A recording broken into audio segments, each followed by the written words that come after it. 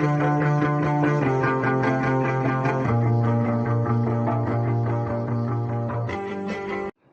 and welcome to Amit Gate classes. In the last class, we saw one example how to calculate complexity of a given problem. This problem is very much similar. Let us find out what will be the complexity of this given program. Now, if you see this program, if I will add some more things in this program, let's say I will add some more sequential lines. Let's say 100 sequential lines are also there. So this is not going to give you any effect. This is not going to affect this program because the entire story is here. Because in the last class I told you sequential lines are always going to give you constant amount of time. So complexity can be written as order of 1. What is order? I will let you know after 2-3 classes where we'll be dealing with asymptotic notation. Now, how to calculate complexity of this for loop? Now, if you see this for loop, the value of I is starting with n. Next time, the value of I is going to be n by 2. After that, n by 4. After that, n by 8, and so on. This is how the value of I is going to be updated. Now, the question is, when do you come out from this loop? Whenever value of I is going to be, till the value of I is greater than 1, this condition is going to be true. Whenever the value of I is going to be less than or equal to 1, we are supposed to stop this. Because the termination condition is given what?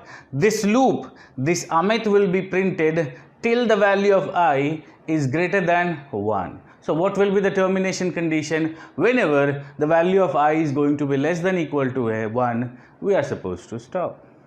Now we need to check how the value of I is going to be reduced. Let me take one example. If I take n is equals to 32, how this value is going to be evaluated? First time this loop will run for which value? 32, then 16, then 8, then 4, 2, and for whenever this is going to be 1, we are supposed to come out. So this is going to run, let's say, 5 times. Now, how to check this? If you see this value is getting decreased in this fashion. N upon 2 to the power 0. N can be written as what? Because every time value is getting divided by 2. So 2 to the power 0 is what? 1. So I can write this n is equals to what? N upon 2 to the power 0. Now similarly, this can be written as what? N upon 2 to the power 1. Similarly, this can be written as 2 to the power 2. That means every time this value is getting increased. So let us say after k time, this value is going to be what? 2 to the power k. And if this is the termination condition, that means for this value of I, let us say will come out. So let us check what is going to be. N upon 2 to the power k. Whenever this is going to be less than equal to 1, we are supposed to stop. Now simply calculate the value of n, or let's say k. If you will calculate whenever 2 to the power k is going to be greater than equal to n, we are supposed to stop. Now take log both the sides and you will get the answer. Whenever k is going to be greater than equal to log n, we are supposed to stop. That means in the last example, we took the same example.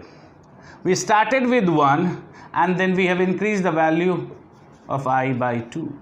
This is the same example. Now we are starting with n and we are dividing that value by 2.